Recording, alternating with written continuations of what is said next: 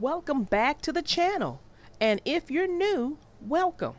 I am your little darling narrator, and on this channel, I read stories. Not just any stories, but I think I read some really great stories for the young readers. And if you are not subscribed to this channel, I strongly recommend you go ahead and you subscribe, because all we do here are read good stories for the young readers. And if there's any story that you like, don't forget, hit that like button. That just helps this channel, and we appreciate all the support that we've been getting.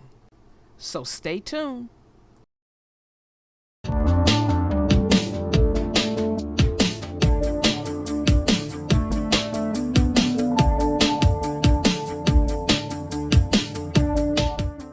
The name of this story is called Arthur's Perfect Christmas by Mark Brown. This was a request by Michael Kennedy. Thank you so much for your request, Michael. And if you would like to do a request for the channel, just go to my Facebook page. It's called The Little Darling Narrator, and you too can put your request in. It was 3 days before Christmas, and Arthur wanted everything to be just right. There would be lots of snow, the perfect tree, and a delicious turkey dinner. D.W. could only think about all the presents she wanted. "Arthur," she said, "help me write to Santa. I want Tina the talking tabby at the top of the list." At school the next day, Muffy was very excited.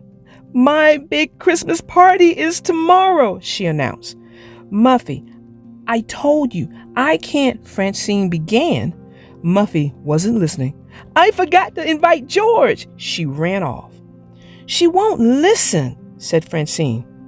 "Why can't you go?" Arthur asked. "Every year we have a family Hanukkah party," Francine said, "when we light all the candles on the menorah." "Maybe you should tell her again," Arthur said. Francine shook her head. "I've told her 1,000,000 times." After school, Arthur invited Buster to go shopping. I'm going to bed," said Buster. "My mom woke me up too early this morning. She thought it was Christmas. It's happened every year since my parents got divorced. She cooks special pancakes and gives me all my presents. Then I tell her it's not Christmas yet, and she goes back to bed." "Weird," Arthur said. "She's worried that I won't have a good Christmas without my dad," Buster explained. At the mall, Arthur found the perfect present for Dad. "Sorry, we're sold out," the salesman said. "How about this olive de Pitter instead?" "Well, okay," Arthur said. Arthur found a great present for Mom at another store. "The little glass bird I broke last summer. Perfect!" At home, Dad was reading cookbooks. "I'm making a real Christmas dinner," Dad said. "The kind they might have eaten in Bethlehem at the time Jesus was born. Roast lamb, flatbread, and pools, an ancient Roman dish made with chickpeas."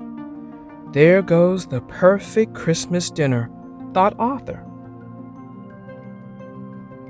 The next day, at Muffy's party, everyone was having fun except Arthur. "How can it be a perfect Christmas without snow?" said Arthur. "Well," said the brain, "no one really knows what day Jesus was born. The holiday is in December, probably because that's when the Romans celebrated winter solstice." "I still want snow," said Arthur. "Gather near, loyal subjects," Muffy announced. "I, the Princess of Christmas, will now give out your presents. The first one is for Francine Frinsky." Muffy looked for Francine. "I said Francine Frinsky," but Francine wasn't there. The dreidel stopped spinning. "Gimme," said Francine. "I win again." The phone rang. "Francine, it's for you," called her mother. "Where are you?" Muffy shouted. "Muffy," said Francine, "I told you I couldn't come because our family Hanukkah party." "But you see your family every day," Muffy said. "Besides, Hanukkah's not as important as Christmas." Francine gasped. "Well, it is to me." She hung up. Muffy was shocked. "Buster, wake up," said Arthur. "Is it Christmas again?" Buster asked. "Time for pancakes?" "Maybe you and your mom shouldn't have Christmas," said the brain. "It makes you so tired." Buster sighed. "What else can I do?" "Invent your own holiday," suggested the brain. "My family celebrates Kwanzaa, and that was invented for African Americans by Dr. Maulana Karinga. You could celebrate Baxter Day," said Arthur. Buster wasn't so sure. When he got home, Arthur couldn't believe his eyes. "That doesn't look like a Christmas tree," Arthur said. "Yes, it does," said DW. "It's beautiful." "I wanted something normal," said Arthur, "not unicorns and trolls." "You can decorate the rest of the tree," Mom said, "just the way you want." There goes the perfect tree, thought Arthur. Later, Arthur wrapped all his gifts and put them under the tree. "Mom is going to be so surprised," he said. DW came in with cookies, milk, and a bucket. "For Santa," she said. "Now help me fill this pail with water." "Water?" Arthur asked. "For the reindeer, silly," said DW. Arthur had just climbed into bed when he heard a loud crash outside. "Oops," said a voice. "Uncle Fred, I thought you were going to Florida," said Arthur. "I thought I'd drop off your gifts first," Uncle Fred said. "And my truck just died. Sorry about the fence. Clumsy me." Arthur remembered how Uncle Fred had broken Mom's tea set last Christmas. "You're welcome to stay here," Mom said. "Roy, too." Arthur heard barks and growls coming from the living room. Roy and Pal were fighting over Mom's gift. "Let go of that!" shouted Arthur. The box went flying through the air. Arthur made a wild dive and caught the box before it hit the floor. Phew! He decided to put the gift in a safe place. The next morning, DW woke everyone up. "Arthur, wake up! It's Christmas!" she cried. "Mommy, Daddy, it's Christmas! Wake up! Christmas is here!" DW stopped in the hall. "Santa?" "It's Uncle Fred," said Arthur. "Uncle Fred is Santa?" asked DW. "Guess what, Mom?" Buster said. "It's Christmas." "Are you sure?" she asked. "Yep, December 25th, Buster answered. "Time for presents, time for pancakes," said his mother. Muffy counted her presents. 37. The biggest Christmas ever. Wait till Francine hears. Then she remembered that they weren't speaking to each other. Muffy opened her new makeup kit and looked in the mirror. "I don't really need makeup, but Francine might like it." But Francine wasn't her friend anymore. Muffy looked around the room at her new games, puzzles, dolls, train set, and miniature submarine. "Daddy," she said, "my gifts aren't fun if I can't share them with Francine." Her father thought for a moment. "Let's go for a drive, Muffin. Maybe that'll take your mind off things." Mrs. Baxter watched nervously as Buster opened his first gift. "Cyber cod!" exclaimed Buster. "I'm sorry. We can return it," said his mother. "Why?" Buster asked. "You already have it," she said. "I just saw it in your room." "No," Buster explained. "That's Techno Trout." Just then, Buster smelled smoke. "The pancakes!" They dashed into the kitchen. "They're burnt," said Buster's mom. "I'm sorry." "It's okay, Mom," said Buster. "I like them kind of brown." Black." "Let's open presents," said DW. "I bet Tina is in this one." "Wait, don't start without me." Arthur ran upstairs to get Mom's gift. He reached up into the closet, but he was so excited that crack. Arthur quickly opened the box. The glass bird was broken. "Oh no," said Arthur sadly. Uncle Fred came upstairs to find Arthur. "Everybody's waiting. What's wrong?"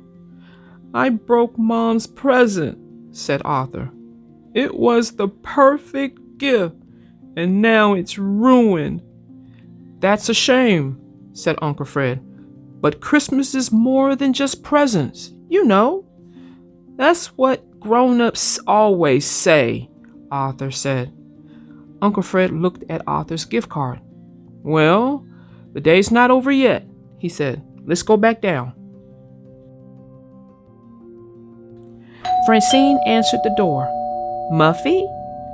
Muffy took a deep breath. "I'm sorry about what I said, but you're my best friend, and the party was important to me." "Come in," Francine said. "I want to explain why Hanukkah is important to me." She showed Muffy the menorah. "On the last night of Hanukkah, all my relatives come to our house. After our potluck dinner, we say prayers together, and then my father lights all the candles. It really makes me feel like I'm part of something special." "I'm so sorry," said Muffy. "I should have listened to you." "You forgot the best family tradition of all," said Mr. Perinsky.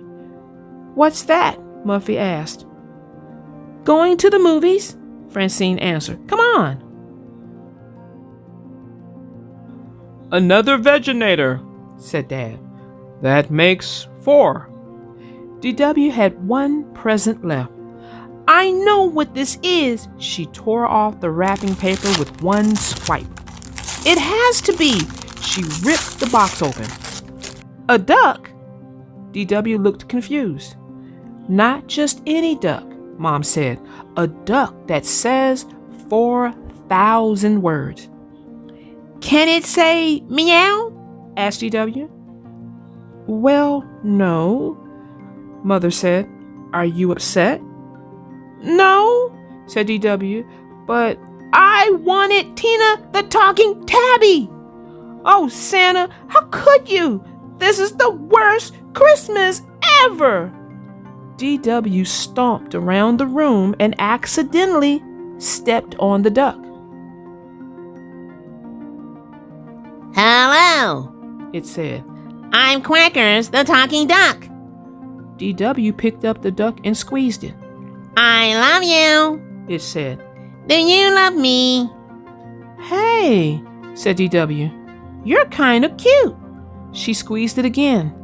"Quack-a-doo-doo-doo," said Quackers. DW giggled. Arthur wished he had a gift for his mother. "Mom," he began, "I have to tell you something." "Wait," said Uncle Fred. "There's one more present. The card says, 'To Mom, love Arthur.'"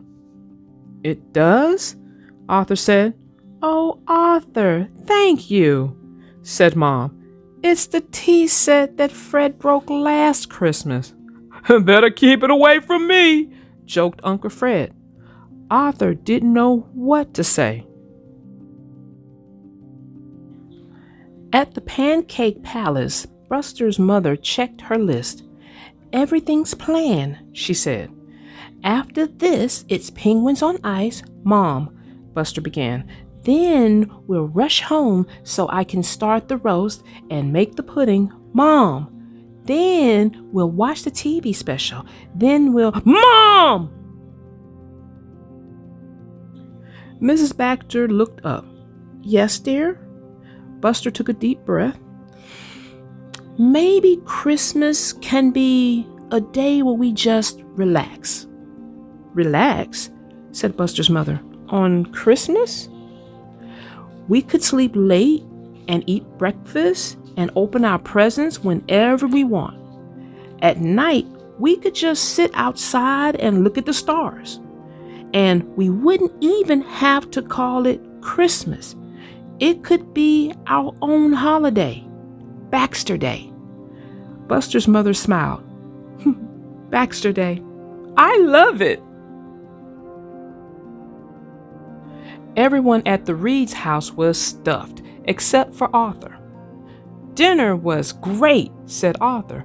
More halva, please. Arthur, I love this olive bitter, said Dad. It's so useful. Good news, said Uncle Fred. My truck is fixed, so Rory and I will be going to Florida after all. Arthur and Uncle Fred went to get his suitcase. The tea set was your present for Mom, wasn't it? Arthur asked him. Yes, Uncle Fred said, but it was a lot nicer coming from you. Everyone waved goodbye. As Grandpa Dave backed out of the driveway, he hit the other half of the fence. It fell over with a crash. Oops, called Grandpa Dave. Sorry. Mom sighed. Like father, like son. Later, when Arthur went outside, he was amazed. It's snowing, he shouted. This is a perfect Christmas. Arthur Reed, DW yelled, you better come inside before you catch pneumonia. Do you still like Santa? Arthur asked. He didn't give you what you wanted. Of course, said DW. He knew I'd like Quackers better than Tina. She hugged Quackers. Quicky quacky doodle doo. You love me and I love you. He can say 4,000 words, and I want you to hear all of them, said DW. Oh no, Arthur groaned. Well, that ends our story. And Arthur had to learn that perfect isn't really what it's cracked up to be. Now, he had to adjust his definition of perfect because a perfect Christmas can mean a lot to a lot of people, different. And he had to learn that because he wanted a perfect dinner, a perfect tree. He wanted it to snow so it can be a perfect day. But as those things kind of took on a different, narrative or a different story, he had to adjust to it. And that's not bad. You always want to be flexible.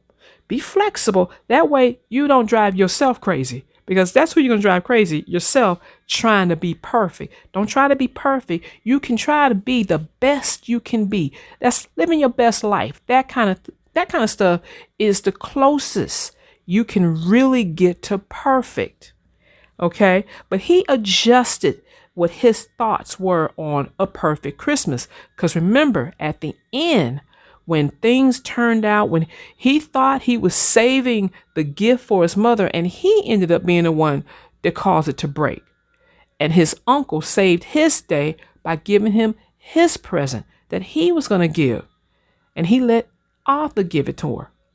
So it really worked out for Arthur. And Arthur, again, like I said, had to adjust his definition of what a perfect Christmas is. He learned, I think, from his sister, because she adjusted. Remember, she wanted the talking tabby, but when she got Quackers, she adjusted what she wanted to Quackers. That's what she really wanted when she saw it and really thought about it. So you always have to be flexible with things like that. So until next time, my young readers, I am your little darling narrator, out.